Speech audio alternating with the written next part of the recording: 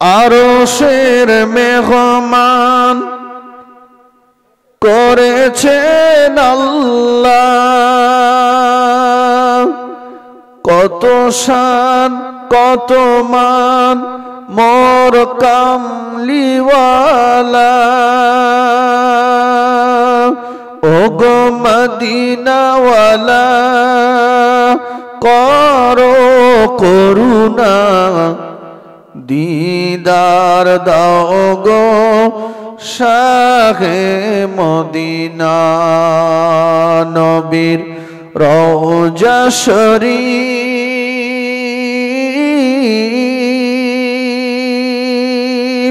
দেখে মন ভরে না, দিদার দাও গো শাহে মদিনা। আল্লাহুম্মা সাল্লি আলা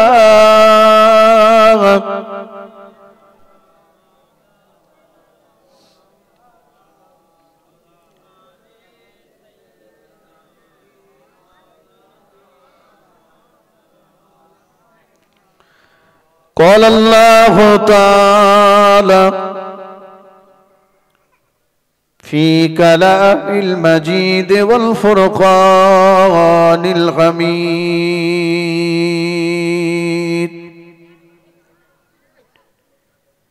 بسم الله الرحمن الرحيم.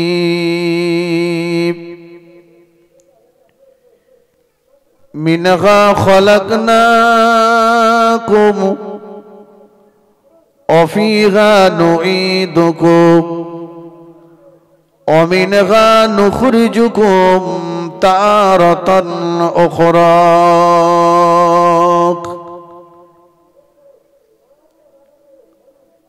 قال النبي صلى الله عليه وسلم الدنيا مزرعة الآخرة.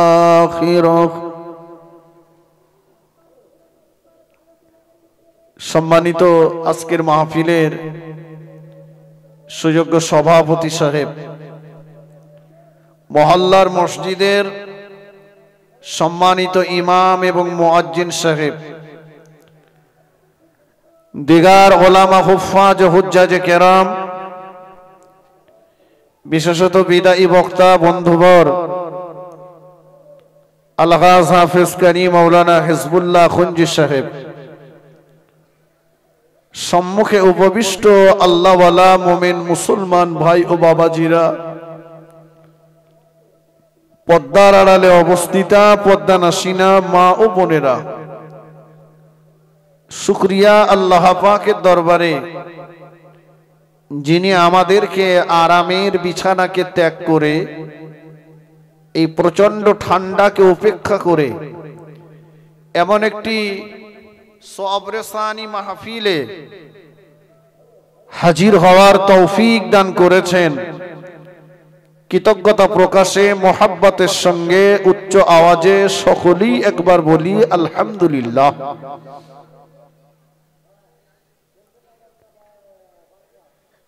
প্যারা রাসূলের পাক দরবারে জানাই অগণিত দরুদ ও সালাম। সমাবেত কণ্ঠে সকলেই একবার বলি সাল্লাল্লাহু আলাইহি ওয়াসাল্লাম। ভাইরা আমার, আমি শুনলাম আজকের এই মাহফিলটার উদ্দেশ্য হচ্ছে যারা দুনিয়া থেকে গত হয়েছেন, ইন্তেকাল করেছেন, তাদের রুহের মাগফিরাত। তাই তো নাকি? প্রত্যেকটা কাজের একটা উদ্দেশ্য থাকতে হবে, ঠিক কিনা বলেন? আর নিয়ত যেটা হবে আল্লাহ পাকের পক্ষ থেকে ফয়সালাটাও তার উপরে হবে।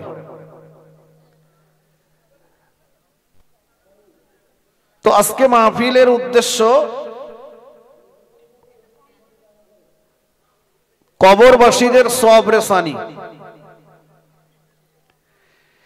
ভাই সওয়াবে সানির বাংলা মানে হলো সওয়াব পাঠানো। দোয়া মানে হলো চাওয়া, দোয়া মানে চাওয়া। ওয়াজ কিন্তু বোঝার জিনিস। আর সওয়াবে সানির বাংলা মানে হলো সওয়াব পাঠানো। তো চাইবো আমরা কার কাছে? কথা বলেন, আল্লাহর কাছে। সবকিছুর মালিক আল্লাহ, এটা আমাদের মনে রাখতে হবে। খাজা বাবা নয়, গাজী বাবা নয়, মা বোন বিবি নয়,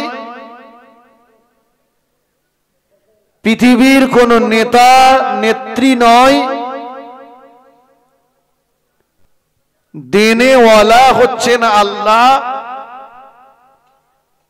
হায়াত আমাকে দিয়েছেন আল্লাহ, মউতও দেবেন আল্লাহ, রুজির মালিক আল্লাহ, রোগ দেওয়ার মালিক আল্লাহ, শেফা দেওয়ার মালিকও আল্লাহ। এটা আমাকে আপনাকে প্রথমত মনে রাখতে হবে। নাম্বার 1, দেখুন আমল কম হোক কিন্তু খাঁটি হোক। একজন সাহাবী এসে রাসূলুল্লাহর দরবারে বলছেন, ইয়া রাসূলুল্লাহ, আমি খুব ব্যস্ত মানুষ, আমি বেশি সময় দিতে পারি না, অল্প সময় নিয়ে আপনার কাছে এসেছি। হুজুর, আমাকে এমন কিছু আমলের কথা বলুন যে আমল করলে আমি জান্নাতে যাব। তবে বেশি আমল বললে আমি কিন্তু পারবো না, আমি কম আমল করে জান্নাতে যেতে চাই। রাসূল পাক সাল্লাল্লাহু আলাইহি ওয়াসাল্লাম বললেন, নাম্বার 1, লা তুশরিক বিল্লাহ, তুমি আল্লাহর সঙ্গে কাউকে অংশীদার স্থাপন করো না। আমার কথা বোঝা যাচ্ছে? 2 নাম্বার, তুকিমুস সালাতাল মাকতুবাতা, 5 ওয়াক্ত নামাজ জামাতের সঙ্গে আদায় করো। ওয়াতুআদ্দিয যাকাতাল মাফরুদাতা, যাকাত যদি তোমার প্রতি ফরজ হয়ে যায়, ফরজ যাকাতটাকে আদায় করে নাও। তাসুমু রমাদান, রমজান শরীফের ফরজ রোজাগুলো করো। ইয়াতাহাজ্জুল বাইতা মান ইসতাতা ইলাইহি সাবিলা, হজ যদি ফরজ হয়ে যায়, লোক দেখানোর জন্য নয়, আল্লাহকে খুশি করার জন্য হজটা করে নাও। কটা হলো?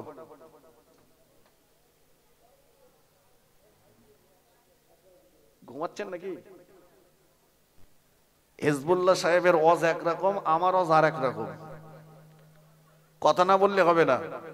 আমি এটা বুঝি যে এত টাকা খরচ করে আপনারা জলসা দিয়েছেন, আর আমাকে নিয়ে এসছেন, আমাকেও পকেট ভর্তি টাকা দেবেন। আমি বক্তা, আমাকেও জিজ্ঞাসিত হতে হবে আল্লাহর দরবারে, আপনাকেও জিজ্ঞাসিত হতে হবে আল্লাহর দরবারে। আপনি কি নিয়েছেন আর আমি কি দিয়েছি, এটা কিন্তু আল্লাহর দরবারে কৈফিয়ত দেওয়া লাগবে। তো বুঝুন, বুঝে নেন। এখন তো শুধু হই হই করে ও পাড়ায় একটা হচ্ছে, এ পাড়ায় একটা করতেই হবে, এই তো জলসা। ওরা দিচ্ছে আর আমাদের এ পাড়ায় আমরা মিলে একটা পারবো না। এই চাঁদা তোল, লাগিয়ে দে। আচ্ছা, এই যদি জলসার উদ্দেশ্য হয়, এ জলসা আল্লাহর কাছে কবুল হবে বাবা? জলসা দেওয়া ফরজ না, জলসা দেওয়া সুন্নাত, ওয়াজিব নয়। এক একটা জলসাকে কেন্দ্র করে লক্ষ লক্ষ টাকা ব্যয় হচ্ছে। কিন্তু বলুন, জলসা যারা দিচ্ছে, জলসা যারা করছে, আর জলসা যারা শুনছে, এই তিনটের পরিবর্তন কতটা হয়েছে? দিচ্ছে সব বেশিরভাগ বেনামাজি, আমার মতো স্টেজে বসে যারা চিৎকার করছে বেশিরভাগ বেনামাজি, যারা শুনছে তাদের ভিতরেও বেশিরভাগ বেনামাজি। কথা ঠিক কিনা বলেন? এক দলে চাঁদা তুলতে তুলতে নামাজ কাজা, আর আমাদের খেপ মারতে মারতে নামাজ কাজা। এক এক রাত্রি 2-3টে স্টেজ থেকে নেমে গাড়ি, গাড়ি থেকে নেমে স্টেজ, সারা রাত জলসা করার জ্বালায় নামাজ পড়া হয়নি। আর শ্রোতা আজ এ পাড়া তো কালো পাড়া, এরা নাজেহাল শুনে নামাজ। 3 দল একটা কেউ নামাজ পড়ে না। এ জলসা শুনে মসজিদের জুতো চুরি বন্ধ হবে বলে মনে হয়? এ তো লোটা সমেত চুরি হয়ে যাবে। পরিবর্তনের নিয়ত, কিছু নিয়ে যাই, কিছু নিই। তাহলে আমি কি বললাম? মনে আছে ওয়াজ কি বললাম? যে রাসূল পাক সাল্লাল্লাহু আলাইহি ওয়াসাল্লাম 1 নম্বরে বলেছেন লা তুশরিক বিল্লাহ। আমাকে এটা মনে রাখতে হবে সবকিছুর মালিক হচ্ছেন আল্লাহ। আল্লাহ ছাড়া আমরা কারো কাছে চাইব না, আল্লাহর কাছে, আল্লাহ ছাড়া কারো কাছে মাথা নত করব না, আল্লাহ ছাড়া কাউকে সিজদা করব না, আল্লাহ ছাড়া কারো মুখাপেক্ষী হব না।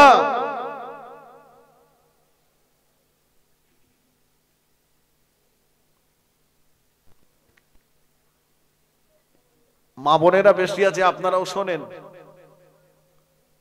বৃহস্পতিবার হবে, আর চলে যাবেন গাজী বাবার মাজারে, চলে যাবেন হাড়োয়ার গোরাচাঁদ পীরের মাজারে, যে আষাঢ় খেয়ে পড়তেছে। গোরাচাঁদ বাবা কলেরা ভালো করো, গোরাচাঁদ বাবা আমার বেটা নেই, একটা বেটা দাও, গোরাচাঁদ বাবা আমার ছেলের বেটা সন্তান হয় না, একটা বেটা দাও। গোরাচাঁদ বাবা কি দেওয়ার মালিক? হ্যাঁ না বলেন না কেন? না, মালিক কে? আল্লাহ।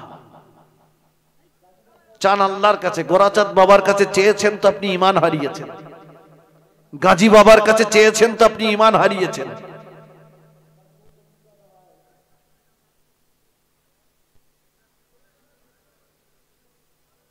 আকীদা, আমি বলেছি আমল কম হোক, খাঁটি হোক। আজকে দেখুন আমরা রোগে শোকে পড়েছি তো চলে যাচ্ছি যারা তদবির করে তাদের কাছে। ভাই আমার কথা ভুল বুঝবেন না, তদবির কারক সবাই খারাপ না, কিন্তু বর্তমান জামানাতে দেখছি 100-র ভিতরে 90টা ভণ্ড। যদি বলেন কেন, আপনি যে জিজ্ঞেস করলেন আমার একটা ছেলে পাওয়া যাচ্ছে না, ও কিছুক্ষণ চোখটা বন্ধ করে বলে দিল, চোখটা খুলেই আছে আছে। ও পূব দিকে, ঈশান কোণের দিকে, এই দিকে, সেই দিকে, এই দিক গিয়েছে, জেনে বলে দিচ্ছে। আছে না নাই? আরে হ্যাঁ না উত্তর দেন। আচ্ছা জেনে বলা যাবে? জেনে যদি বলে দেওয়া যেত তাহলে ভারত সরকারের লক্ষ লক্ষ টাকা বেতন দিয়ে সিবিআই গোয়েন্দা বিভাগের অফিসারদের পোষার দরকার ছিল না। আমার কথা বোঝা যাচ্ছে? সিবিআই গোয়েন্দা এসব রাখার কি দরকার? 4-5টা জান বসিয়ে রাখলে ওরা তো বলে দেবে। আর জানেদের বলছি, যখন আমেরিকা বলল লাদেন কোথায় আছে খুঁজে দিতে পারলে $এত কোটি দেবো, তোরা তখন কোথায় ছিলি? ওখানে যাসনি কেন? খুচরো পয়সা খুঁজে বেড়াচ্ছিস কেন? কচির মা বলতেস, বু তুই জানিস নে, হুজুরির কথা বাদ দে, ও জেনেরা জেনে বলে। আমি বলি ঘোড়ার ডিম বলে। জেনেরা যদি জেনে বলে দিতে পারবে, তাহলে সুলাইমান নবী যখন বাইতুল মুকাদ্দাস তৈরি করছে, কাজ করছে জেনেরা। কারা কাজ করছে? জেনেরা। সুলাইমান নবী লাঠি নিয়ে দাঁড়িয়ে আছে, জেনেরা কাজ করেই যাচ্ছে, কাজ করেই যাচ্ছে। এখন ওরা বলছে দেখ বাদশা লাঠি নিয়ে দাঁড়িয়ে আছে, দাঁড়ালি কিন্তু মারবে, কাজ কর। ওরা অবিরাম ধারায় কাজ করে যাচ্ছে। আল্লাহ পাক ফেরেশতা আজরাইল আলাইহিস সালামকে পাঠিয়ে দিয়ে বললেন, আমার নবী সুলাইমানকে যে বলো নবী সুলাইমানের হায়াত শেষ হয়ে গেছে। তা ফেরেশতা আলাইহিস সালাম বললেন, নবী সুলাইমান বললেন, আমি তো একটা মসজিদ করছি, এক্ষুনি যদি আল্লাহ আমার ডেকে নেয় তাহলে তো মসজিদের কাজ বন্ধ হয়ে যাবে, ও জেনেরা তো কাজ করবে না। আল্লাহ বলেন, আজরাইল আমার নবীকে বলো, নবী সুলাইমান হায়াতে থাকাকালীন কাজ যেভাবে জারি আছে, ইন্তেকালের পরেও আমি আল্লাহ কাজ সেইভাবেই জারি রেখে দেবো। সুবহানাল্লাহ বলেন। তাহলে আর অসুবিধা নেই। আল্লাহ পাক ফেরেশতা আজরাইল সাল্লামকে পাঠিয়ে দিলেন, জান কবজ করে নিলেন। আল্লাহর কুদরতি ক্ষমতায় লাঠি ধরে দাঁড়িয়ে আছে নবী সুলাইমান। জেনেরা কিন্তু কাজ করেই যাচ্ছে। মসজিদের কাজ শেষ, সুলাইমান নবী লাঠি ভেঙে পড়ে গেল। এরা বলে, এই বাদশা মাথা ঘুরে পড়ে গেছে, চল মাথায় পানি দিতে হবে। এসে দেখেন না, মাথা ঘুরে পড়িনি, এ তো মরে গেছে অনেক আগে, লাঠিতে ঘুন পোকা ধরেছে, তো আজকাল মরিনি। ওরা তখন বলছে, আগে যদি জানতাম এ কাজ কি করতাম। কারা বলছে? জেনেরা বলছে, আগে যদি জানতাম এ কাজ কি করতাম। ভাই, জেনেরা যদি জেনে বলে দিতে পারবে, তাহলে সেদিন নবী সুলাইমান আলাইহিস সালাম ইন্তেকালের পরেও ওরা কাজটা করে গেল কেন? এই উত্তরটা আমার দেন দিন, আমিও যাবো জানের কাছে। হাফেজ সাহেব বললেন, মা বোনদের দিকে বসার জায়গা হচ্ছে না, আপনারা যদি একটু নিজেরা কাছাকাছি একটু চেপে চেপে বসেন, অন্যকে বসার সুযোগ করে দেন। আসুন, আমি যে কথা আলোচনা করছিলাম সেই দিকে এগিয়ে যাই। তাহলে লা তুশরিক বিল্লাহ, আল্লাহর সঙ্গে কাউকে অংশীদার স্থাপন করো না। আজকের মাহফিলটা হচ্ছে সবরে সানি মাহফিল। চাইবো কার কাছে বলেছিলাম? আল্লাহর কাছে। আর সবরে সানির বাংলা মানে কি বলেছিলাম? সওয়াব পাঠানো। আমাদের পাঠানো সওয়াবে মৃত ব্যক্তিদের উপকার হয়, এ আশাতেই তো আমরা সবরে সানি করি, তাই না? কিন্তু মনে রেখে দেন, ও আল্লাহ পাকের বান্দা বান্দিরা, আমাদের পাঠানো সওয়াবে মৃত ব্যক্তিদের উপকার হবে, তবে এর জন্য দুটি শর্ত আছে। কটা শর্ত? এক নম্বর শর্ত হলো, যার রুহে সবরে সানি করা হবে, যার রুহে সওয়াব পাঠানো হবে, তাকে যারা পরিমাণ হলেও ঈমান নিয়ে মরতে হবে।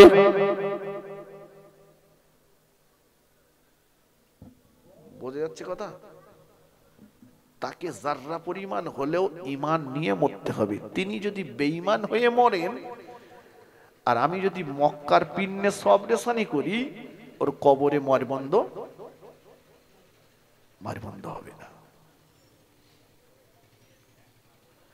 দুই নম্বর শর্ত হলো, সওয়াব যিনি পাঠাবেন, যিনি সওয়াব প্রেরণ করবেন, যারা পরিমাণ হলেও তাকে ঈমানদার হতে হবে।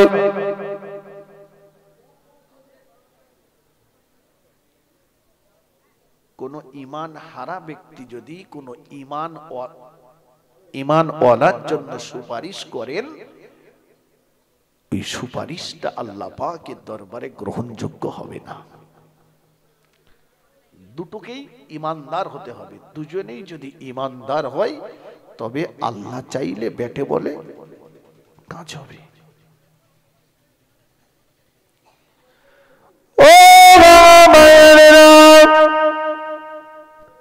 আল্লাহ পাক কোরআন শরীফের ভিতরে জানিয়ে দিলেন, ওয়ালা তামুতুন্না ইল্লা ওয়া আনতুম মুসলিমুন। বান্দা বান্দি, অতক্ষণ পর্যন্ত মরো না যতক্ষণ না পর্যন্ত পূর্ণ ঈমানদার মুসলমান তুমি না হবে। কথাগুলো মাথায় রাখুন। খোদ আল্লাহ নিজেই বলছেন ঈমানদার না হয়ে মরো না, ঈমান নিয়ে মরো।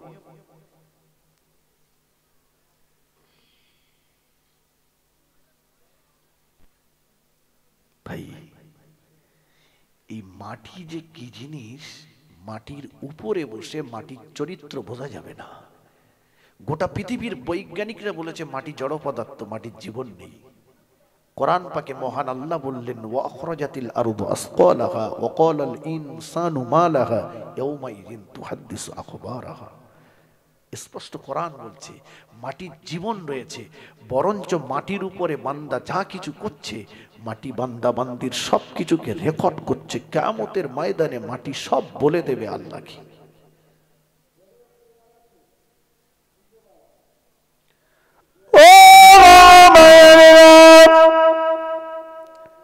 আল্লাহ নবী নূরে জবানে জানিয়ে দিলেন লিমান আখিরু কালামিহি লা ইলাহা ইল্লাল্লাহ ফাদখালাল জান্নাহ। আল্লাহ নবী নূরে জবানে জানিয়ে দিলেন যার জীবনের বিদায়ী কথা হবে, যার জীবনের শেষ কথা হবে লা ইলাহা ইল্লাল্লাহ ফাদখালাল জান্নাহ, ওই ব্যক্তিটা আল্লাহ পাকের দয়ার জান্নাতে চলে যাবে। জোরে বলুন না সুবহানাল্লাহ। যার জীবনের শেষ কথা হবে লা ইলাহা ইল্লাল্লাহ, আর কোনো কথা নেই, মানুষটা মারা যাবে, ইন্তেকাল করবে, এই মানুষটার ঠিকানা হচ্ছে জান্নাত। এবারে আসুন, আমাদের প্রকাশ্য শত্রু কে বাবা? শয়তান। ঠিক বলেছে কুচি। আল্লাহ পাক কোরআন শরীফের ভিতরে জানিয়েছেন ইয়া বানি আদমা, হে আদম বংশধর, লা তা'বুদুশ শয়তান, খবরদার তোরা শয়তানের তাবেদারি করিস না। ইন্নাহু, নিশ্চয় সে, লাকুম, তোমাদিগের জন্য, আদুউম মুবিন, প্রকাশ্য শত্রু।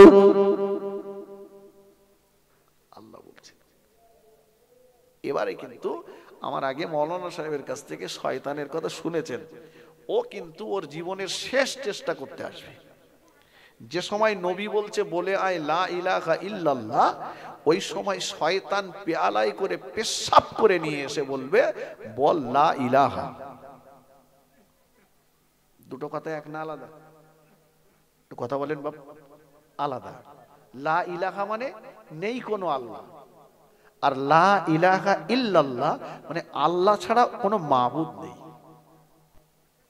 এখন সবচাইতে বড় কষ্টের ব্যাপারটা হলো ওই সময় বান্দাবান্দির ভিতরে এত পানির তৃষ্ণা থাকবে, ওই মুমূর্ষু ব্যক্তিটার ভিতরে মনে করবে আমাকে যদি 7টা সমুদ্রের পানি দেওয়া হয় সব খেয়ে ফেলে দেবো, মরণের। সেই সময় শয়তান আসবে পেশাব করে। এখন আমি কোনটা বলবো ভাই? উদাহরণস্বরূপ আপনি রাত্রে একা বাইকে ফাঁকা রাস্তায় আসছেন, আপনার কাছে 50,000 টাকা আছে, 3জন দুষ্কৃতী আপনাকে ধরেছে, বুকে একটা পিস্তল ঠেকিয়ে বলছে কাছে যা আছে দিবি না টেনে দেবো, কি বলবেন? একটু বলেন যে ভাই যা আছে নিয়ে নে, আমাকে মারিস না। এটা যদি দুনিয়ার ক্ষেত্রে হয়, তো যে সময় পানি, এত পানির তৃষ্ণা থাকবে 7টা সমুদ্রের পানি সব খেয়ে ফেলে দেবো, সেই সময় শয়তান এসে বলছে শুধু বল লা ইলাহা, পানি নেই। আসলে ওটা ওর পেশাব। আর রাসূল বলছেন বলে আয় লা ইলাহা ইল্লাল্লাহ। এখন কি করে শয়তানের ধোঁকা থেকে বাঁচবো? গ্রামের মেম্বার সাহেবকে যদি বলা হয় মেম্বার সাহেব আপনি আমার আব্বার পাশে একটু এসে বসে যান, আমার আব্বার মরণের সাকান্দানি শুরু হয়েছে, শয়তান যেন আমার আব্বার পাশে না আসতে পারে। মেম্বারের ভয় করবে? ও এমএলএ সাহেবকে যদি বলা হয়, এমপি কে যদি বলা হয়, ভাঙড় থানায় যত পুলিশ আছে যদি বলা হয় গ্রামটাকে ঘিরে ফেলো, আব্বার অরণের জাকান্দারি শুরু হয়ে গিয়েছে, শয়তান যেন না আসতে পারে, সিবিআই গোয়েন্দা বিভাগের অফিসারদের যদি গ্রামে ঢুকিয়ে দেওয়া হয়, তল্লাশি করো, শয়তান যেন আমার আব্বার পাশে না আসতে পারে, কিন্তু না, ওরা কেউ শয়তান আটকাতে পারবে না, শয়তানকে আটকাতে পারবে না। আমি আপনাকে বলে যাচ্ছি, ও নওজওয়ানেরা, যুবকেরা, ও আমার মায়েরা, বোনেরা, শুনে রাখুন, মেম্বার ডাকা লাগবে না, প্রধান ডাকা লাগবে না, এমএলএ ডাকা লাগবে না, এমপি ডাকা লাগবে না, পুলিশ প্রশাসনের দরকার হবে না।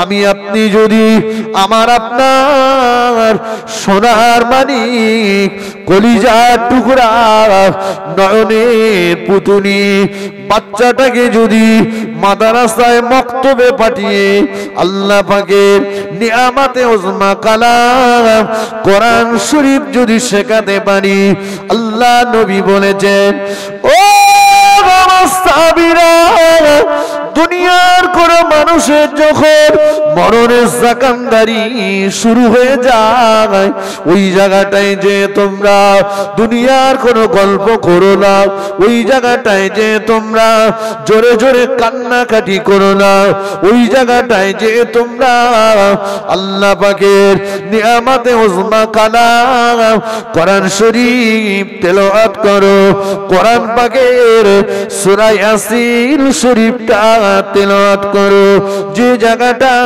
কোরআন শরীফ তেলাওয়াত করা হয়, ওই জায়গাটাতে আমার আল্লাহ পাকের রহমত নাজিল হয়।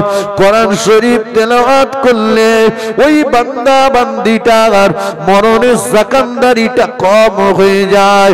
কোরআন শরীফ তেলাওয়াত করলে ওই বান্দা বান্দিটাকে ঘিরে আল্লাহ পাকের রহমতে ফেরেশতারা দাঁড়িয়ে যায়। ওই বান্দা বান্দির পাশে আর ইবলিস শয়তান আসতে পারে না। আর একটু জোরে বলেন সুবহানাল্লাহ।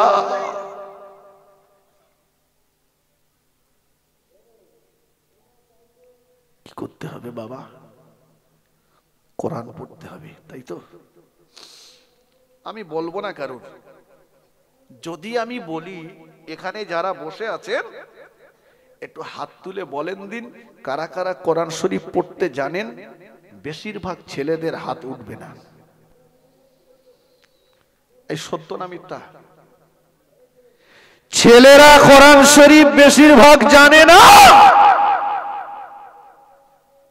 আপনার ছেলে ডাক্তার হোক, আপনার ছেলে মাস্টার হোক, আপনার ছেলে ইঞ্জিনিয়ার হোক, আপনার ছেলে ব্যারিস্টার হোক, শরিয়ত নাজায়েজ হারাম বলিনি, বলবে না। ডাক্তারের দরকার আছে, আছে না নেই? মাস্টারের দরকার আছে, ইঞ্জিনিয়ারের দরকার আছে, উকিলের দরকার আছে, কিন্তু কোরআন শরীফটার দরকার আছে না নাই? একটু হ্যাঁ না বলেন না। যদি থেকে থাকে তাহলে কোরআন শরীফ শুধু মেয়েটাকে শেখালেন কেন? মক্তবগুলোতে খোঁজ নেন, যারা পড়তে যাচ্ছে বেশিরভাগ মেয়ে। 10টা যদি বাচ্চা যায় তো 8টা মেয়ে আর 2টো ছেলে। ছেলের বাপ মনে করেছে ও আমার হীরের টুকরো। যে ছেলে ঠ্যাং সোজা করে ফেলতে পারে না, ওর দাম তাই 70,000। কথা বুঝেননি? মেয়ে দেখতে যখন যায় তখন যা আটমোসিয়ান থাকে, আরে সর্বনাশ, গলায় একটা হাজি রুমাল ঝুলিয়ে দিয়ে, মা আমি বলো কোরআন জানা মেয়ে খুঁজতেছি, আমার খুব ইচ্ছা আমি একটা কোরআন জানা মেয়ে নেব। তুমি জানো মা? মা বলে জানি, মানে 7-8 বার এপার থেকে ওপারে গেছি। বলে আমি তো এরম মেয়ে খুঁজতেছি। আমি বলি চাচা ওইটা বলে বলে কপাল ভালো, না তো ঘুরিয়ে যদি জিজ্ঞেস করতো যার জন্য আমার দেখতে এসেছেন আপনার সেই হীরের টুকরো সে কোরআন জানে? হ্যাঁ, সে তো কলকে কোম্পানির ম্যানেজার। হ্যাঁ, কলকে কোম্পানির ম্যানেজারের জন্য তুমি কোরআন জানা মেয়ে খুঁজ দিয়েছো? লজ্জা লাগে না? ও জানে না, তুমি এর জিজ্ঞেস করছো কেন জানে কিনা? সেই কোরআন জানা মেয়েটাকে নিজের বাড়ির বৌমা করে এনেছে। কোনদিন একাধিক না অধিকাংশ শ্বশুরেরা আর ডেকে বৌমাকে জিজ্ঞাসা করিনি, মা বড় শখ করে তোমাকে আমার ঘরের বৌমা করে এনেছিলাম, তুমি কোরআন জানো বলে। আমি জানি না, তোমার শাশুড়িও জানে না, আমার ছেলেও ও পাঠশালার লোক না। তুমি যখন জানো মা, কাজ একটু কম হয় হোক, সকাল সন্ধ্যা আমার বাড়ি একটু 10 মিনিট কোরআন শরীফ পড়ো। এ কথা বলিনি। পান্তা দিতে দেরি হয়েছে, চা করে দিতে দেরি হয়েছে, ছেলে বাড়ি আসলি নালিশ করেছে। বৌমা বলে কোরআন জানা তোমার ইচ্ছা ছিল, আমি জানি, বাপের বাড়ির থেকে একটা এনে সামসেটে তুলেও রেখেছি, তোমার জন্মের শোনান শুনিয়ে কব্বরে পাঠাবো, তার আগে শোনাবো না। তুমি যখন মরে যাবা তোমার পাশে একটু পড়বো, বিনিয়ে বিনিয়ে পড়ে ওই শোনা শুনিয়ে তুমি কবরে যাবা। জিজ্ঞেস করিনি, বিশ্বাস করেন। এখন বলছে কচি আমার বাপ বলে ডাকে না, ভাত দেয় না। আমি বলি চাচা এটা ওর অন্যায়, 100 বার অন্যায়, কিন্তু আপনি ন্যাংরার আম গাছ বসিয়েছেন, সেই গাছে হিমসাগর খাবেন, এটাও ভাবা আপনার বোকামি। কথা বোঝেননি? আপনি গাছ লাগিয়েছেন ন্যাংরা আর আম খাবেন বলছেন হিমসাগর, এটা আপনার স্বপ্ন দেখা মতো হচ্ছে। আল্লাহ যদি কোনোদিন কুদরতি ক্ষমতায় ফলিয়ে দেয় আলাদা কথা, কিন্তু ও গাছে হিমসাগর হবে না। হবে কি করে? মেলার থেকে ঘুরে এসে, সার্কাস থেকে ঘুরে এসে, ড্যান্স হাঙ্গামা থেকে ঘুরে এসে, বিবি টেক্কা গোলাম মেরে ঘুরে এসে, মোবাইলে নেকেট ছবি আর ব্লু ফিল্ম দেখতে দেখতে কেউ যদি বিবির সঙ্গে সহবাস করে, ওখানে যা প্রোডাকশন হবে ওলি হবে না, বুনোল হবে। খেলি গাল চুল করবে, তেঁতুল খেয়েও রক্ষা নেই। রাসূলুল্লাহর আব্বা রাসূলুল্লাহর আম্মা বিয়ে হয়েছে প্রথম বাসর রাত, বাসর ঘরে গেলেন স্বামী স্ত্রী অজু করে। বড় পীর সাহেবের আব্বা, বড় পীর সাহেবের মা বাসর ঘরে গেলেন অজু করে, 2 রাকাত নামাজ পড়লেন, তারপর স্বামী স্ত্রী একত্রিত হলেন। আর আমাদের আব্দুল কাদেরের বাপ বাসর ঘরে যাচ্ছে 3 বান্ডেল বিড়িলে, 3 বান্ডেল বিড়িলে গ্যাস আর কলকে দম দে বাসর ঘরে যাচ্ছে। উতি বলতেছে আমি হিমসাগর আম খাবো। তো ন্যাংড়া জুটেছে তাই কপাল বলো। বাচ্চা মা বাপের দায়িত্ব নাই, সন্তানের যেমন দায়িত্ব রয়েছে মা বাপের সেবা করা, ঠিক তথৈগত মা বাপেরও দায়িত্ব রয়েছে সন্তানকে সঠিকভাবে লালন পালন করা। ইসলাম এক পক্ষে বলিনি, আমি বলে দিচ্ছি রাসূলুল্লাহর হাদিস, ইন্নাল জান্নাতা তাহতা আকদাম উম্মাহাতিকুম। ও সাহাবীরা, রাসূল বলেছেন মায়ের পায়ের তলায় সন্তানের জান্নাত। সুবহানাল্লাহ বলেন, একটু মন খুলে। আচ্ছা, আমি যদি শুধু এই ওয়াজটা করে বাড়ি যাই যে মায়ের পায়ের তলায় সন্তানের জান্নাত, মা যারা আছে শীতকালে বাড়ি গিয়ে পা তো ধুয়ে তুলে বসে থাকবেন। কথা বুঝেননি? কিন্তু এর ব্যাকগ্রাউন্ডটা বলতে হবে। সব মায়ের পায়ের তলায় কি জান্নাত? সব মায়ের পায়ের তলায় কি জান্নাত পাওয়া যাবে? যে মা নামাজ পড়ে না তার পায়ের তলায় জান্নাত পাওয়া যাবে না। যে মা গ্রুপ লোনের মতো সুদের ব্যবসা করে ওই মায়ের পায়ের তলায় জান্নাত পাওয়া যাবে না। যে মা ভাঙড়ের মেলায়, হারোয়ার মেলায়, বিভিন্ন মেলা ড্যান্স হাঙ্গামায় ঘুরে বেড়ায় ওই মায়ের পায়ের তলায় জান্নাত পাওয়া যাবে না। যে মা নিজেকে পর্দার ভিতরে রাখতে পারলো না, তার যুবতী মেয়েকেও পর্দা করাতে পারলো না, ওই মায়ের পায়ের তলায় জান্নাত পাওয়া যাবে না, যাবে না, যাবে না।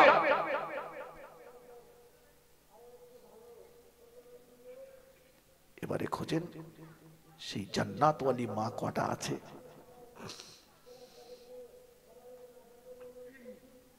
দায়িত্ব তো উভরই রয়েছে। কোরআন জানি নে, ভালো কথা, জানি না বাপ মা সবরেসানি বছরে একবার করে খোকা করে করে হুজুর ডেকেলে মাদ্রাসার ছেলে পিলে হাফেজ সাহেব ইমাম সাহেবদের বলে সবরেসানি করে। এখন ও দেয়াল হেলান দিয়ে বসে বসে বিড়ি খাচ্ছে। কি খাচ্ছে বলেছি? বিড়ি খাচ্ছে। তা চাচা বলে, খোকা দোকান খুলবি না আজকে? বলতো চাচা তুমি ভুলে গেছো কেন? বলে কত তারিখ বলো দিন? বলছি 29 অঘ্রাণ। বলছে আজকে আমার আব্বাস সেই মৃত্যুদিন, জানো না? আমি বছর একবার করে আব্বার জন্য সবরেসানি করি। বাড়ি খতম হচ্ছে, বাড়ি কি হচ্ছে? খতম হচ্ছে। কি খতম বলেন? কোরআন শরীফ খতম হচ্ছে। কে করছে? মানে আমাদের মসজিদের ইমাম সাহেব হাফেজ সাহেব করছে, মাদ্রাসার ছেলেপেলেরা আছে, ওরা কোরআন খতম করছে আর ও বসে বসে বিড়ি খতম করতে তোর বাপের দুইয়ে সব পাঠাবে। তাই আমি ভুল বলছি? তুই জানিস নে ভালো কথা, কোরআন শরীফ পড়তে জানিস নে, কিন্তু তোর কি এতটুকু বিবেক হয়নি যে কোরআন শরীফ দেখলে সওয়াব, পড়লে সওয়াব, শুনলেও সওয়াব? জোরে বলুন, একটু মন খুলে বলুন। কালকে হাফেজ সাহেব পড়বে, আজকে বাজারটা করে দিলাম, কি সকালবেলা বাজারটা করে গিন্নিকে বললাম তুমি রান্না বাড়া করো, আমি কোরআন শরীফ পড়তে জানি না, কিন্তু আজকে আমাদের বাড়িতে না হাফেজ সাহেব মাদ্রাসার ছেলেরা কোরআন পড়বে, আমি আজকে আর কোথাও যাব না, আমি গোসল করে ওযু করে ওরা যতক্ষণ তেলাওয়াত করবে আমি বসে বসে শুনবো। বেটা তুমি শুনবে, তোমার শোনাটাও সওয়াব হবে। জোরে বলুন সুবহানাল্লাহ। কিন্তু সেই মন নাই। বাপের জানাজা পড়ছে, ছেলে গামছা মাথায় দে, ও টুপিও খুঁজে পাচ্ছে না।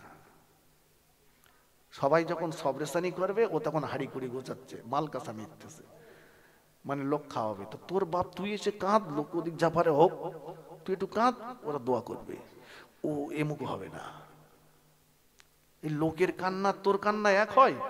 আমারে ভাড়া করে এনেছিস, আমি তো টাকার জন্য কাঁদবো, তোর বাপের জন্য তুই কাঁদ, তোর কান্নাটাই বেশি পছন্দ।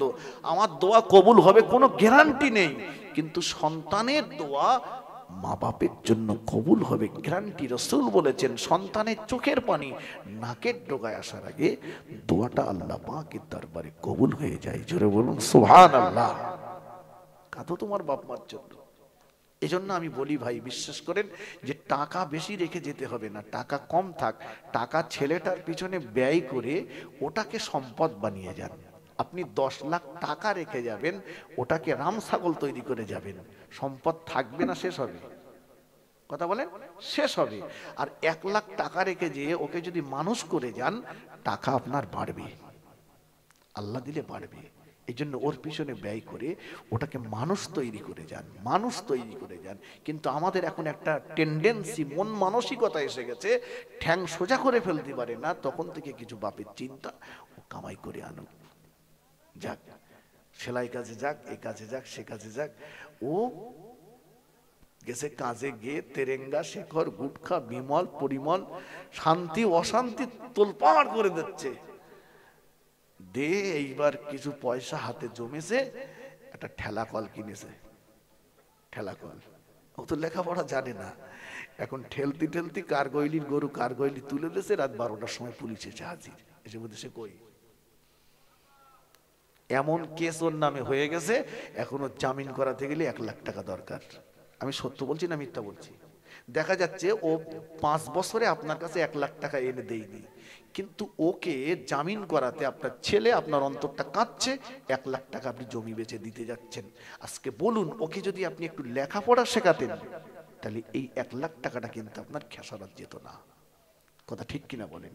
আজকে ওর লেখাপড়া না শিখিয়ে ওর এই কাজে দিয়েছেন, ছোটবেলা থেকে ওর কাছ থেকে কিছু নেবেন বলে তার খেসারত আপনাকে এটা দিতে হচ্ছে। আমি শুরুতেই বলেছি, আমার কথাগুলো বুঝুন, মাথায় ঢোকান, আমি আপনাদের ভগলামি দিতে আসিনি। ফিরে আসুন। তাহলে কি বলেছিলাম মনে আছে? কোরআন শরীফ তেলাওয়াত করতে হবে, মরণের জাকানদারিটা কমবে, কষ্টটা কমবে। আল্লাহ নবী বললেন, ও আমার সাহাবীরা, তোমরা যদি মনে মনে করো তোমাদের মরণের কষ্টটা কম হয়ে যাক, মরণটা তোমাদের আসানের সঙ্গে হয়ে যাক, মরণটা তোমাদের সহজভাবে হয়ে যাক, আমি আল্লাহ নবী বলছি তোমরা তোমাদের জীবনে তিনটে আমল করো, তিনটে গুণ অর্জন করো, তিনটে আমল করো, তিনটে গুণ অর্জন করো, তোমাদের মরণটা হবে ওই রকম সহজ মরণ যেমন মায়ের কোলে সন্তান মায়ের স্তনে দুধ পান করতে করতে ঘুমিয়ে যায়, তোমাদের মরণটা ওই রকম সহজ মরণ হয়ে যাবে। তিনটে আমল যদি করতে পারো, তিনটে গুণ যদি অর্জন করতে পারো। সাহাবীরা বললেন, ইয়া রাসূলুল্লাহ, ওই আমল তিনটে কি, ওই গুণ তিনটে কি হুজুর একবার আমাদেরকে বলুন। আল্লাহ নবী বললেন, ও শরীরকে দাও, এক নম্বরে 5 ওয়াক্ত নামাজ জামাতের সঙ্গে আদায় করো। 2 নম্বরে আল্লাহ নবী বললেন প্রত্যেকটা ফরজ নামাজের পরে একবার করে আয়াতুল কুরসিটা পাঠ করো। 3 নম্বরে আল্লাহ নবী বললেন প্রত্যেকটা ফজরের নামাজের পরে, প্রতিদিন ফজরের নামাজের পরে আল্লাহ পাকের পাক কালাম কোরআন শরীফের সূরা ইয়াসিন শরীফটা তেলাওয়াত করো। এই তিনটে আমল করো আর তিনটে গুণ অর্জন করো। 1 নম্বরে আল্লাহ নবী বললেন দুনিয়ার দুর্বল মানুষ যারা, দুনিয়ার অসহায় মানুষ যারা, কমজোরি মানুষ যারা, গরিব মানুষ যারা, ওদের প্রতি তোমরা নরম ব্যবহার করো। 2 নম্বরে আল্লাহ নবী বললেন তোমার অধীনস্থ মানুষ যারা, ওদের সঙ্গে নরম ব্যবহার করো। 3 নম্বরে আল্লাহ নবী বললেন তোমার আব্বা মায়ের সঙ্গে নরম ব্যবহার করো। তিনটে আমল, তিনটে গুণ যদি করতে পারো মরণ হবে সহজ মরণ, আর করতে যদি না পারো মরণ হবে অত্যন্ত কঠিন জাকানদারির মরণ। আমলে 1 নম্বরে কি বলেছি বলেন? রাগ হচ্ছে নাকি? 1 নম্বরে কি বলেছি আমলে? 5 ওয়াক্ত নামাজ।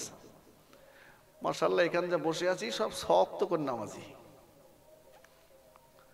বলছে যাই হুজুর, কেউ মরে গেলি যাই আর শুক্রবারে যাই। শুক্রবারে যাই তা এত ব্যস্ত খোদা এদের করেছে।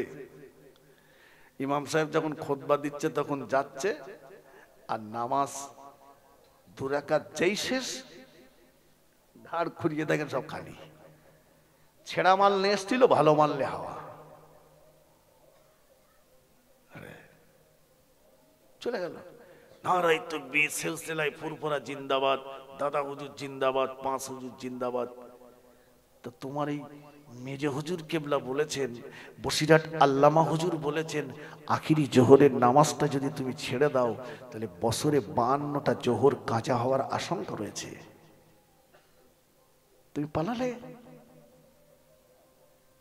মসজিদে সে এত ব্যস্ত। ইমাম সাহেবের কেরাত যদি একটু লম্বা হয়েছে, বায়ান যদি লম্বা হয়েছে, দোয়া যদি লম্বা হয়েছে, বাইরে বেরিয়ে বলছে চাচা এই ইমামত চলবে না। কেন? বলছে খেয়ে খেয়ে গায়ে তেল জমে গেছে। মানে মনে হয় সারা বছর ও একলাই খেত দিচ্ছে। ও বলে একদিনও খেত দেয়নি। ও বলছে তেল জমে গেছে। কেন? বলছে যে দোয়া ধরেছে চাচা, আমার লেগেছে খিদে আর ও লোকের লেগেছে দোয়ার বেগ। এই ইমাম রাখা যাবে না। এই শর্ট দোয়া করে ওইরকম ইমাম রাখো দিন। তারাবির সময় বলতেছে হুজুর এই 10 মিনিটই তারাবি শেষ হবে না, মানে গুপগাপ করে মারো, গুপগাপ। কি সর্বনাশ বলেন দিন। আচ্ছা ভাই, যে লোকটাই বলছিল ইমাম সাহেবের কেরাত দোয়া বায়ান লম্বার জন্য সমালোচনা, সেই লোকটাই দেখবেন চায়ের দোকানে বসে ঘন্টার পর ঘন্টা পরের গীবত করছে। ওখানে ওর সমালোচনা নেই, ওখানে ওর সময়ের কোনো জ্ঞানও নেই, ওখানে ওর বিরক্তিও নেই, ওখানে ওর ব্যস্ততাও নেই। কথা ঠিক কিনা বাপ? যত ব্যস্ত মসজিদে আসলে আল্লাহ নবী হাদিস শরীফের ভিতরে জানিয়ে দিলেন, ও কান্দা খাখো শুরু। আল্লাহ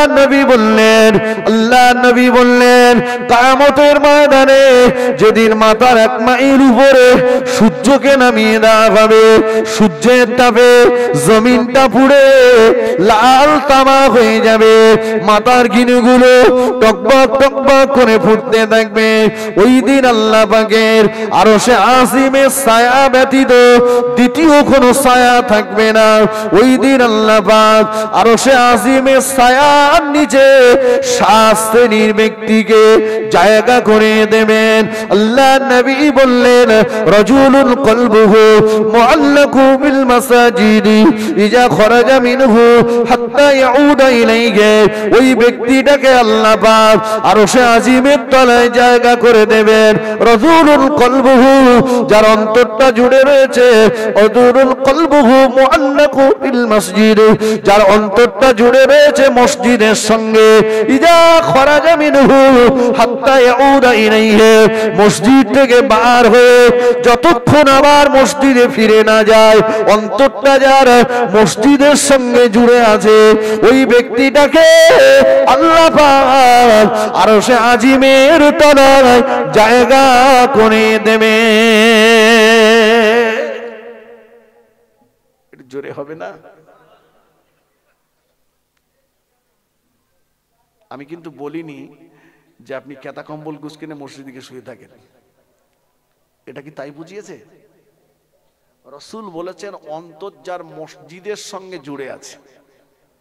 কেমন? জোহরের নামাজ পড়তে গেছেন, নামাজ পড়ে বাইরে বার হলেন, বাড়িতে আসলেন, খাওয়া দাওয়া করলেন, আরাম বিশ্রাম করলেন, কিন্তু অন্তরটা রয়েছে আসরের আজান হলে মসজিদে যাব। আসরের নামাজ পড়লেন, বাইরে আসলেন, চা পানি নাস্তা পানি করলেন, বন্ধু বান্ধবদের মাঝে সময় দিলেন, নিয়ত রয়েছে যে মাগরিবের আজান হলে মসজিদে যাব। অন্তর যার মসজিদের সঙ্গে এরকম জুড়ে আছে, এই ব্যক্তিটাকে আল্লাহ পাক কিয়ামতের ময়দানে আরশে আজিমের তলায় জায়গা করে দেবেন। জোরে বলুন সুবহানাল্লাহ। মসজিদে যে পড়ে থাকতে হবে না। শোনেন, দুটো হাদিস বলি। আল্লাহ নবীর দরবারে একজন মহিলা এসেছেন, মদিনার একজন রমণী এসেছেন আল্লাহ নবীর দরবারে। এসে দেখেন আল্লাহ রাসূল বাড়িতে নাই। আল্লাহ নবীর বিবি আমাদের আম্মা জান আয়েশা সিদ্দিকা রাদিয়াল্লাহু তাআলা আনহা মদিনার ওই রমণীটাকে ডাকলেন। মদিনার রমণীটা, মদিনার ওই মেয়েটা আম্মা জানের সম্মুখে চলে আসলো। আম্মা জান দেখলেন মদিনার ওই রমণীটা, মদিনার ওই মেয়েটার মাথার চুলগুলো এলোমেলো, মদিনার ওই মেয়েটার মাথার চুলগুলো এলোমেলো, পাগলির মতো চেহারা। আম্মা জান বললেন, ও মা মদিনার রমণী, কেন মা তুমি এমন করে পাগলির মতো ঘুরে বেড়াচ্ছ? মাথা আশ্রাও না, মাথার চুলে তেল দাও না, শরীরের পরিপাটি করো না। ও মদিনার রমণী, তোমার স্বামী কি দুনিয়ার জমিনে বেঁচে নাই? তুমি কেন এমন পাগলির মতো ঘুরে বেড়াচ্ছ? মদিনার রমণী বললেন, আম্মা জান, ও আমাদের আম্মা জান, স্বামী আমার দুনিয়ার জমিনে বেঁচে আছে, স্বামী আমার হায়াতে আছে, কিন্তু আপনি বলুন আমি সাজগোজ করব কার জন্য? মাথা আশ্রাবো কাকে দেখানোর জন্য? মাথার চুলে তেল দেব কাকে দেখানোর জন্য? আল্লাহ নবী বলেছেন একটা নারীর সমস্ত রকমের সাজ জায়েজ হলো তার স্বামীর জন্য। সুবহানাল্লাহ বলেন। একটা নারীর সমস্ত রকমের সাজ বৈধ হচ্ছে তার স্বামীর জন্য। তো আমি সেজে গুজে বেড়াবো কোথায়? স্বামী তো আমার কাছে থাকে না। আমাদের মেয়েরা কি করে, আমি আপনাদের এখানকার কথা বলছি না, যখন বাড়িতে থাকে তখন ছেঁড়া কুড়ো মালগুলো বার করে, তেমনি পুণ্য ছেঁড়া কুড়ো ওইগুলো। আর যখন কুটুম বাড়ি যাবে এইবার তোলা মাল সব বার করেছে।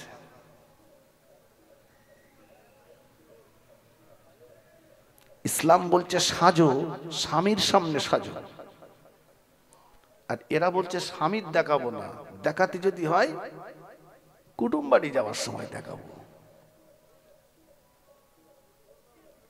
কেন মা, তোমার স্বামী কি অন্য কোন নারীর মুখাপেক্ষী? তোমার স্বামী কি মদের আড্ডায়, গাজার আড্ডায়, চুল্লুর আড্ডায় করে? মদিনার রমণীটা বললেন, আম্মা জান, ও আম্মা জান, না না, আমার স্বামী অন্য কোন নারীর মুখাপেক্ষী নয়।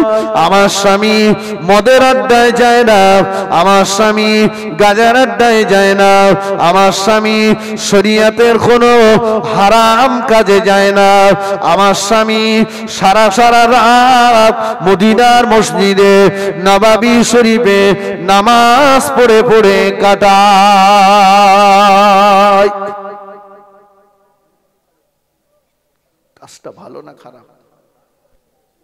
কথা বলেন। সারা রাত নামাজ পড়ে। ও আল্লাহ নবী বিবি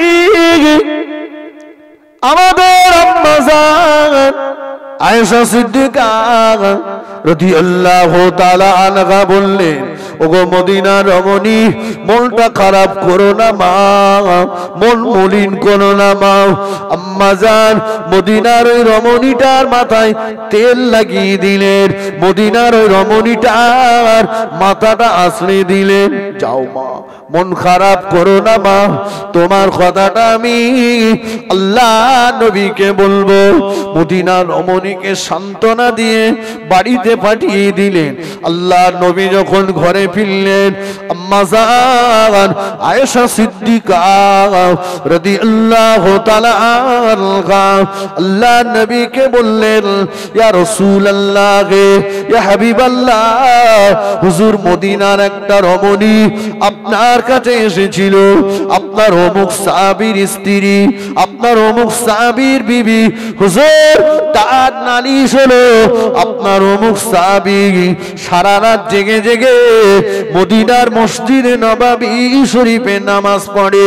আল্লাহ নবী বললেন, ও আমার বিবি আয়েশা, তুমি ঠিক বলেছো, আমি রাসূলুল্লাহ ওকে অনেকবার রাত্রে মসজিদে দেখেছি, কিন্তু ও যে সারা রাত থাকে এটা তো আমি জানি না, জানতাম না।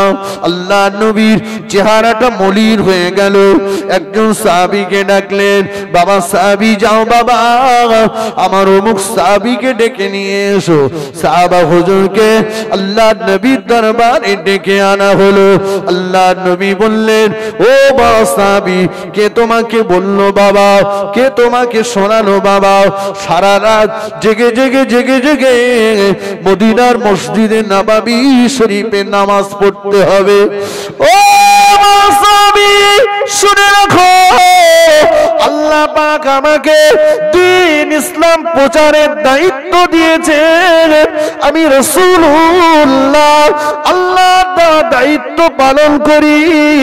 আবার আমি আমার নটা নটা বিবির অধিকারকে বুঝে দিই, আমি আমার নটা 11টা বিবির হককে বুঝে দিই। ও সাহাবী, মনে রাখো, বিবির মনে কষ্ট দিয়ে, বিবির মনে দুঃখ দিয়ে, বিবির হককে নষ্ট করে সারা রাত জেগে জেগে যদি তুমি নামাজ পড়ো, তোমার নামাজ আল্লাহ পাকের দরবারে কবুল হবে না।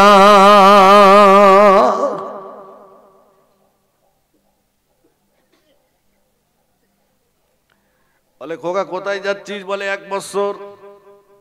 আর এমুকো হব না, সব বলা কওয়া ছিল।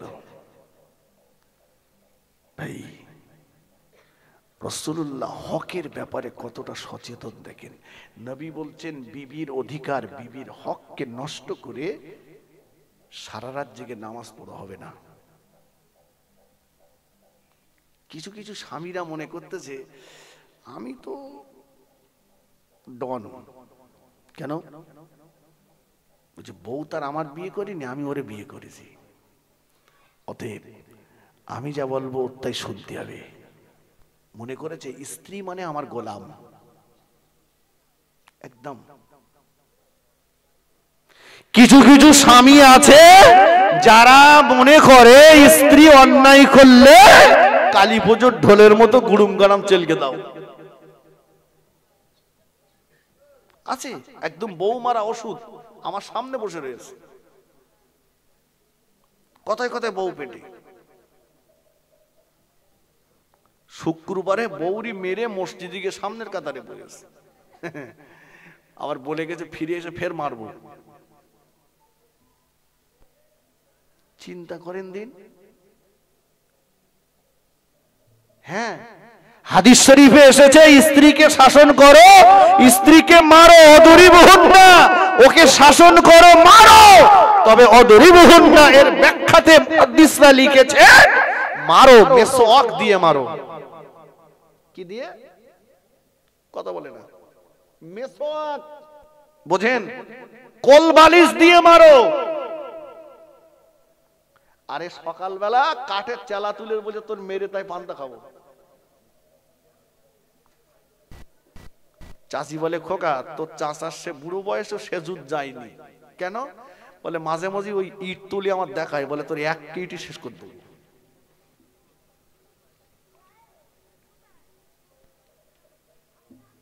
কথা ভুল বুঝেন না, শোনেন, নারী জাতির সম্মান আল্লাহ দিয়েছেন, আল্লাহ রসুল দিয়েছেন। আল্লাহ রসুল বলেছেন আদ-দুনিয়া কুল্লুহা মাতাউন, গোটা দুনিয়াটাই একটা পুরুষের জন্য সম্পদ।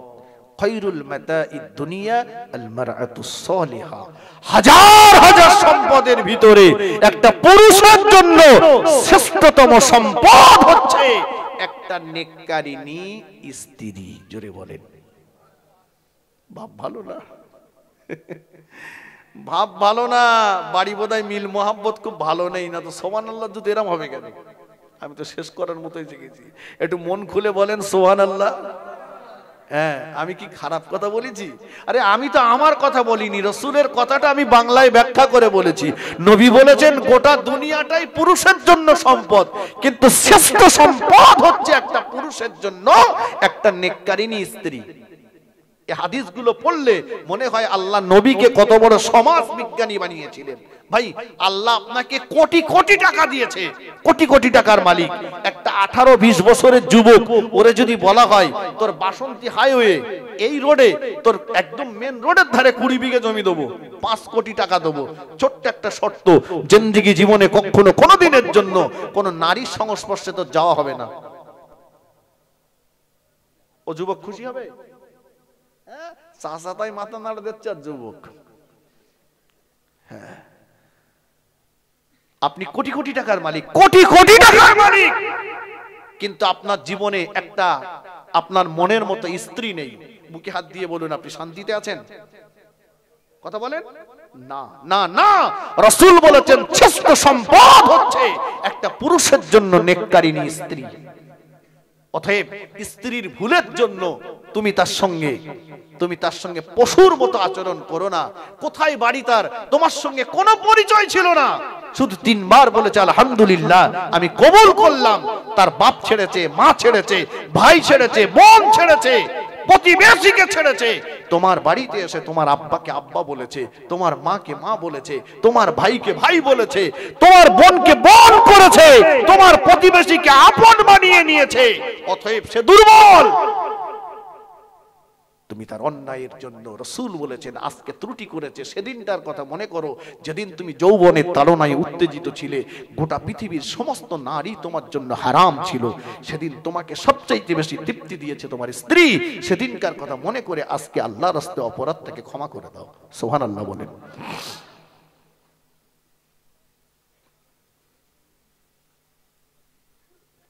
তোমার মাকে মা বলেছে, তোমার আব্বাকে বাপ বলেছে, মেনে নাও। শাশুড়ি সমাজে কিছু কিছু দাজ্জাল মার্কা শাশুড়ি বেরিয়েছে, আমি বলছি এটা খুদে দাজ্জাল। এদের জন্য অনেক সংসার নষ্ট হয়ে যাচ্ছে। বলছে আমার ছেলেটা এত বড় রাম ছাগল, ও বউ যা বলে তাই শোনে,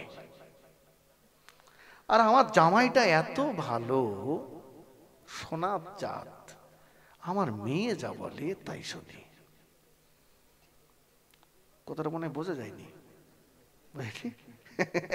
বলছে আমার ছেলে এত বড় রাম ছাগল, ও বউ যা বলে তাই শোনে, আর আমার জামাই এত ভালো এত সোনার চাঁদ, আমার মেয়ে যা বলে তাই শোনে। ওটা সোনার চাঁদ হয়ে গেল, ওটা তোমার মেয়ে আর এটা তোমার মেয়ে না। তুমি শাশুড়ি মনে করো তোমার মেয়েটাকে তুমি আরেকটা মায়ের কাছে তুলে দিয়েছো, অপরের মেয়েকে তুমি মেয়ে করে নাও, আর মেয়ে তুমি মাকে মা করে নাও, সংসারে অশান্তি থাকবে কি? না না, কখনোই নাই। কিন্তু হবে কি করে? মা যাচ্ছে আর বলে দিচ্ছে এগোছি, তো শাশুড়ি যদি বলে তুই যেন চুপ করে থাকবি না, ও বললি তুই কথা বলবি। আমরা তো আসি বেশি নিয়ে চালাবি, মুখ চালাবি, হ্যাঁ চালাই, গন্ড করে চালাই, কথা বুঝিনি? হ্যাঁ, কাজ তো নেই। স্কুলে পড়তো, বাড়ি এসে খেত, পাড়ায় পাড়ায় ঘুরতো। এইবারে সংসারে শান্তি নেই, দাজ্জাল এসে হাজির। আব্বা, কাকে ডাকছে বলেন দিন? জামাই। ও ওর বাপের জীবনে এত ভালো করে আব্বা বলিনি, মানে এবার বীজ দেবে। আব্বা, বলো। বলছে তোমার তো আরো 3টে ভাই আছে, এক কাজ করো, আমার মেয়ে খুব আদরের মেয়ে, তুমি আমার মেয়েটা নিয়ে একটু আলাদা হয়ে যাও, আর 3টে ভাই আছে, ওরা তোমার বাপ মার দেখবে। আর এ গয়চন্দর বিন্দুর আকার ঢয় শূন্য ল, আপনারা বানান করে নেন। শাশুড়ি যেন ওর ইমাম, ওকে নিয়ে একটুদা করে বাড়ি এসে বৌরি নিয়ে বাপ মার বাদ দিয়ে আলাদা হয়ে গেছে। আমি মহাব্বত করতে বলেছি, তাই বলে মহাব্বত এই না যে ওটাকে বাদ দিয়ে করুন। জি, তাহলে কি বলেছিলাম? নেককারিনী। দেখেন রাসূল পাক সাল্লাল্লাহু 25 বছর বয়সে 40 বছর আম্মাজান খাদিজাতুল কুবরাকে বিয়ে করেছিলেন। রাসূলের ঘরে খাট, শোকেস, ফ্রিজ, আলমারি কিচ্ছু ছিল না, কিন্তু এত রহমত, এত বরকত, এত মোহাব্বত, এত ভালোবাসা ছিল। যতক্ষণ রাসূল ঘরে না ফিরতেন, মা খাদিজাতুল কুবরা বিছানায় পিঠ লাগাতেন না। রাসূল মাঝে মাঝে বলতেন, খাদিজা, যখনই আসি তখনই ডাকি খাদিজা, আমার খাদিজা বলা শেষ হয় না, তুমি দরজা খুলে দাও। তুমি কি ঘুমাও না খাদিজা? আম্মাজান বলেছিলেন, ইয়া রাসূলুল্লাহ, আমি শোবো বলে ঘুমানোর জন্য যখন বিছানার দিকে তাকাই, যে বিছানাতে আমি আপনাকে দেখতে পাই না, ওই বিছানাতে আমি খাদিজা আমার পিঠ লাগাতে ইচ্ছে হয় না। সুবহানাল্লাহ বলে মা খাদিজাতুল কুবরা যতদিন বেঁচে ছিলেন, রাসূলুল্লাহ দ্বিতীয় কোনো বিয়ে করেননি, কোনো বিবাহ করেননি। কত খুশি!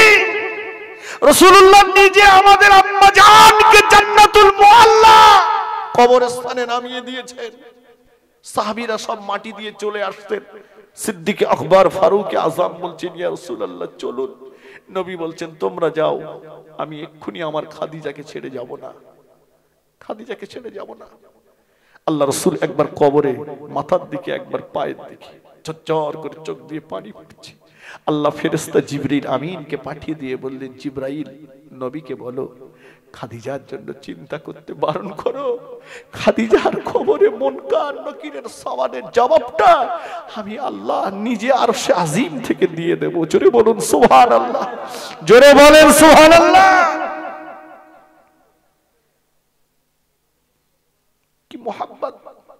ওই নারীটাই তো সৌভাগ্যবান, ওই নারীটাই তো সৌভাগ্যবান, ওই মেয়েটাই তো সৌভাগ্যবান যে নারীর মোহাব্বতে তার স্বামীর চোখ দিয়ে পানি পড়ে। ঠিক কিনা বলেন? আল্লাহ নবী বিবি আমাদের আম্মা জান আয়েশা সিদ্দিকা রাদিয়াল্লাহু তাআলা আনহা বলে, গভীর রাত, নিশুতি রাত, মাঝে মাঝে রাসূলকে পেতাম না, পাগলের মতো খুঁজতে খুঁজতে জান্নাতুল জান্নাতুল বাকির দিকে চলে যেতাম, যে দেখতাম আল্লাহ নবী জান্নাতুল বাকি কবরস্থানে দাঁড়িয়ে দাঁড়িয়ে জান্নাতুল বাকি কবরস্থানটা জিয়ারত করছেন আর জজ্জর জজ্জর করে কাঁদছেন। আল্লাহ নবী বলছেন, আল্লাহ পাক যেদিন বাপ বেটাকে ভুলে যাবে, বেটা বাপকে ভুলে যাবে, মা মেয়েকে ভুলে যাবে, মেয়ে তার মাকে ভুলে যাবে, স্বামী স্ত্রীকে ভুলে যাবে, স্ত্রী স্বামীকে ভুলে যাবে, ওই দিন আমি রাসূলুল্লাহ আমি যেন আমার খাদিজার কথা ভুলে না যায়। আল্লাহ নবী বিবি আমাদের আম্মা জানেরা বলেন, আমাদের কাছে যখন আল্লাহ নবীর কাছে যখন গোশত হাদিয়া আসতো, আল্লাহ নবী আমাদের সবাইকে ডাকতেন, আমরা সমস্ত বিবিরা আল্লাহ নবীর সামনে হাজির হয়ে যেতাম। ও আল্লাহ নবী নিজে হাতে করে আমাদের আম্মা জানদের গোশতগুলো ভাগ করে করে ভাগ করে করে দিতেন। আল্লাহ নবী একটা ভাগ নিজের কোলের কাছে টেনে রাখতেন, সমস্ত বিবিদের ভাগ দিয়ে দিতেন, একটা ভাগ নিজের কোলের কাছে টেনে রাখতে। আম্মা জানেরা জিজ্ঞাসা করেন, ইয়া রাসূলুল্লাহ ইয়া হাবিবাল্লাহ, হুজুর আপনি আপনার কোলের কাছে যে ভাগটা টেনে রেখেছেন ওটা কার জন্য? ওটা আপনি কাকে দেবেন? ওটা কার জন্য? ওটা আপনি কাকে দেবেন? আল্লাহ নবী বলতেন, বিবিরা এটা আমি আমার খাদিজার জন্য রেখে দিয়েছি। আম্মা জানেরা বলতেন, ইয়া রাসূলুল্লাহ ইয়া হাবিবাল্লাহ, হুজুর আপনার খাদিজা দুনিয়া জমিনে তো বেঁচে নাই, আপনার খাদিজা মক্কা শরীফে জান্নাতুল মুআল্লাতে শুয়ে আছে। গোশতগুলো নিয়ে কি খাদিজা কবরের পাশে চলে যাবে? গোশতগুলো নিয়ে কি খাদিজার কবরের পাশে রেখে আসবে? আল্লাহ নবী বললেন, ও আমার বিবিরা, না না না, খাদিজা যখন আমার জীবন সঙ্গিনী ছিল, খাদিজা যখন আমার স্ত্রী ছিল, ওই সময়ে আমার বাইরে ঘরে বাইরে শত্রু বেশি ছিল, আমার জানের দুশ্মন বেশি ছিল। আমাকে মানুষ এখনকার মতো এত হাদিয়া করতো না, তখন আমার শত্রু বেশি ছিল, এত হাদিয়া আমি পেতাম না। আমি আমার খাদিজাকে বেশি গোশত খাওয়াতে পারিনি, তাই তোমাদের জন্য যখন গোশত ভাগ করে দিই, আমি রাসূলুল্লাহ খাদিজার কথাটা আমার বারবার মনে পড়ে। খাদিজার জন্য এই ভাগটা আমি টেনে রেখে দিয়েছি। তোমাদের দেওয়ার পরে এই গোশতগুলো নিয়ে আমি রাসূলুল্লাহ রাস্তায় বেরিয়ে যাব, আমি নবী রাস্তায় বেরিয়ে পড়ব, দেখবো খুঁজে খুঁজে খুঁজে খুঁজে কোথাও খাদিজার কোন বান্ধবীর সঙ্গে দেখা করা যায় কিনা, খাদিজার কোন বান্ধবীকে খুঁজে বার করব। ও আমার বিবিরা, এই গোশতগুলো নিয়ে খাদিজার বান্ধবীকে যে বলবো, এই নাও তুমি আমার খাদিজার বান্ধবী, খাদিজা তোমাকে বড় ভালোবাসতে, তুমি আমার খাদিজাকে বড় ভালোবাসতে, খাদিজা আমার দুনিয়াতে নাই, তুমি খাদিজার বান্ধবী। এই গোশতগুলো তুমি রান্না করে খাও, তুমি খেলে আমার বিশ্বাস খাদিজা খুশি হয়ে যাবে, আর তুমি আমার খাদিজার জন্য একটু দোয়া করবে। এজন্য আমি রাসূলুল্লাহ একটা ভাত নিজের কোলের কাছে টেনে রেখে দিয়েছি। আরেকটু জোরে বলেন সুবহানাল্লাহ। আল্লাহুম্মা সাল্লি আলা।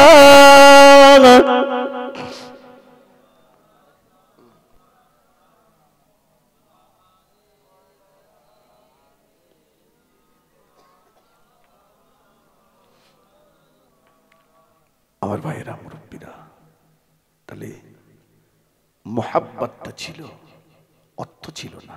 কথা ঠিক কিনা বলেন? ভালোবাসা ছিল। ঘরে খাট, শোকেস, ফ্রিজ, আলমারি ছিল না। যাই হোক, আজ আমরা যারা বসেছি, আমরা অনেকেই আমাদের আপনজনদেরকে হারিয়ে ফেলেছি। কেউ জীবন সঙ্গিনী বিবি হারিয়েছি, কেউ আব্বা হারিয়েছি, কেউ মা হারিয়েছি, কেউ দাদু দাদিমা, নানা নানি, ভাই বোনকে হারিয়ে ফেলেছি। তারা কবরে শুয়ে আছে নেকির কাঙাল হয়ে, নেকির